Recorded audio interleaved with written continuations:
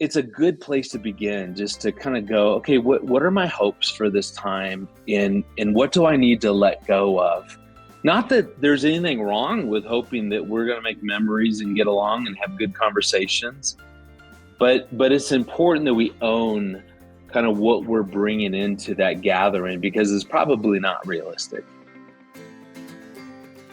Hey, look out. It's Faith Talk Today. I'm Rick Probst, and hope you're having a great weekend. It is a beautiful Atlanta weekend, and it's beginning to look like Christmas. We're going to talk with Dr. Greg Smalley. He's our guest. We're going to talk about family gatherings during this time of year because, this is the time we get together with our families, whom we love, presents and foods, but there's some dynamics there that some of us wrestle with. Dr. Greg Smalley, author, speaker, and Vice President of Marriage and Family Formation at Focus on the Family. We'll get to him in a second. But first, thank you so much for downloading our podcasts. And you have downloaded the previous interviews we've had with both Dr. Greg Smalley and Aaron Smalley. Great stuff. Thank you so much. And continue to do that and pass it around. You can do that at faithtalkatlanta.com. Get them, download them, or wherever you get your podcast. Doc, it's always good to see you. How are you? Oh, we're doing great. Rick, thanks for having me on again. Flesh and blood has not revealed this to me, but the Spirit of God, you need to go fishing more. I see it in your background there. Which is why this time of the year I get super depressed, because as the snow rolls into the mountains of Colorado, it means I'm hibernating and dreaming of those warm days where we can get up in the mountains and hike and fish. And so at least having some of the antique fishing stuff around me at work, it warms my heart. So looks really cool. Those of you watching on YouTube, you can see it. Those of you listening, you'll have to check it out. But he's got some really cool looking gear there. Did you catch that fish, or did you buy it at a thrift store? What? Thank you, because that does matter. I did catch that one, Branson, Missouri. It was a 7-pound rainbow trout. So yes, it's beautiful. That's one that I did. So yeah, I love it. So beautiful. I just mentioned that it's the holiday season. We're early on in December, but we've all got plans probably to spend some time with family, in-laws, outlaws, etc. And, that can cause a lot of strife, Doc. And I think we've all experienced that in one form or fashion. I dug up this survey just the other day. Most Americans, or it takes less than 4 hours before some Americans need a break from their extended family, specifically 3 hours, 54 minutes. A type A personality is the one that wrote that down. 3 hours, 54 minutes. 1 in 4 say they've hidden in the relative's house, and 37% say they make an excuse to leave the house altogether. Probably no surprise to you, right? Not at all. I think that's true. I think that we often go into these family gatherings with high expectations that somehow this particular meal, vacation, holiday gathering will make up for either past issues or just the lack of being together. I remember one time I felt really disconnected from my adult kids, and everybody scattered around. And so we were going to meet up at this Christian family camp who'd invited us in to do kind of a Thanksgiving with them. And so we were going to be the speakers. So I had such high hopes that finally we're all going to feel connected. We're going to make memories. We're going to have the best time. And the morning, so the first morning we're walking over to eat breakfast, and two of my kids get into this big argument. One of them, my daughter Murphy, just says, "I hate this family," and she leaves. Oh my. I was so mad. I took my family back to our little cabin. I lit into them. I lectured them. I told them, we will have fun. We will make memories. You guys will get along. And then I stormed out. And fortunately, my wife kind of followed me down to this little lake area, and she's like, what's going on? Like below the water line. And what was good about that is I realized that I had placed so many expectations on this time that there was no way that anything was going to live up to what I was hoping for. And so I went back in, I apologized to the family. I owned that, you know what, I was really banking on that we would just have this hallmark, you know, magical time together. And I said that I own that, and I'm going to let that go. And Rick, honestly, I wish I could tell you that we had the perfect, best, most memorable time. We had fun and we made some good memories. There were more arguments.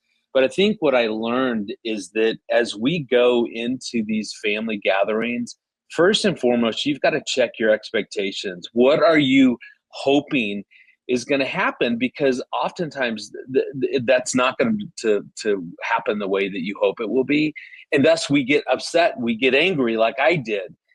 We we we walk away, we spend 3 hours before we leave. And so it's a good place to begin, just to kind of go, okay, what are my hopes for this time, and what do I need to let go of? Not that there's anything wrong with hoping that we're going to make memories and get along and have good conversations, but it's important that we own kind of what we're bringing into that gathering, because it's probably not realistic. Dr. Greg Smalley, with us, author, speaker, and VP of Marriage and Family Formation at Focus. Of course, you hear Focus here at Faith Talk Atlanta.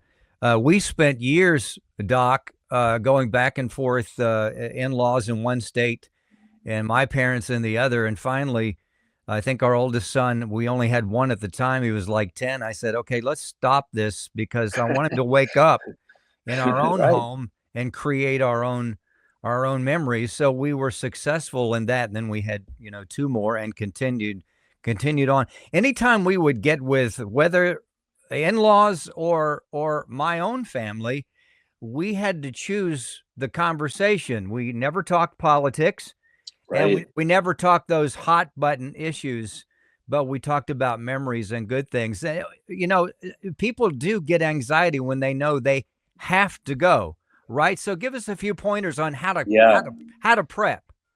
Yeah, well, especially right after an election, everything feels still very contentious. You've got people on social media telling people that if your family voted for Trump, you need to disown them. I mean, it's stuff like that that's so sad. Going, Yes. man, we're lonely. We need family more than ever. In I would say that work off the general principle that I want to protect my fun time, my gatherings, my time with family from conflict. So to your point, don't bring up politics. There's no reason for that. Avoid some of those hot button issues. Be able to manage your own emotions. I remember walking into a family gathering to where, we all had that weird uncle, you know, who the moment he sees me, he's like, "Oh, hey, someone's been eating really well this year." You know? I mean, it's so easy to get triggered Yes. because of, Yes. family. It's not like I'm saying that's okay. I wish Uncle Fred would not do that. But at the same time, I do have the choice to say, all right, right now I do want to protect this time Yeah. with my family. I can choose to put that aside. I can choose to not engage around the fat comments or the parenting comments, or we wouldn't do that. I mean, we have all that. So even excluding politics, which is such a hot issue, all those family dynamics and Yes. how we parent different, all that's going to come up. And that's why I say I think one of the best things that my wife and I do is anytime we're getting ready to go see family, have family, we actually have a conversation about what are our expectations, what do we hope is going to happen, how do we avoid certain topics, and then more importantly, I ask my wife, how can I best support you? How can I be your wingman? She That's asks me good. the same thing, That's good. because we know that inevitably we're going to get triggered. Something's going to happen. She was able to share, hey, when certain family members come over, you disappear into the basement and play video games with them, and then I'm left up here to fend with all the other people. And so she was saying, how might that look more balanced, or Yes. what's a code word that we can say to each other, so we always we go, man, give me the wink. If I see you winking at me, I know you're not just flirting. I know that I need to come around and support you in some way. So do that. Have those conversations. Have that with your kids. And hey, we're going to grandma and grandpa's house. We're going to uncle, whatever. What do we hope will happen? How can we have that then happen? And how can we support each other? And part of that is boundaries going, maybe we as a family will go on a walk after 3 hours, kind of That's like you were good. talking, That's Rick, good. about that survey. Let's figure that stuff out, talk about it. That's so good. Dr. Greg Smalley with us, author and speaker, and a part of Focus on the Family, and comedian too. He says some really funny stuff. I thank you so much for bringing up the family dynamic, because I'm not going to mention any names, but I'm married to her. She is one of 12, and Oh my. she is, let's see, her oldest brother is, I'm going to say, somewhere around middle upper 70s, and she's around my age, right around the 60 mark. But what happens historically, what I've noticed, and they do as well, that when they all get together, they go back in time. So the older Yeah, they brother, revert. Yeah, the older brother is the older brother and still treats right. them like the younger sibling. So well said. That's something that I'm going to use personally. I'm going to be her wingman instead of going to play video games with Dr. Gary Smalley and get out of that place. But I love the thing too. You say, okay, after a couple hours, go ahead, take a walk. Take some Okay. time. Yeah, love Well, that. because the point is that the goal is I want to keep my heart open while I'm with my family, Yeah, and therefore, if I do need to take some breaks, do it. It's not permission. I'm not saying, hey, is it okay if you're going? What do I need to keep my heart open to yeah. my family? And that might mean staying at a hotel. That might mean limiting how much you're there or when you need to take a break. That's a godly boundary, is when I'm doing something so that my heart stays open.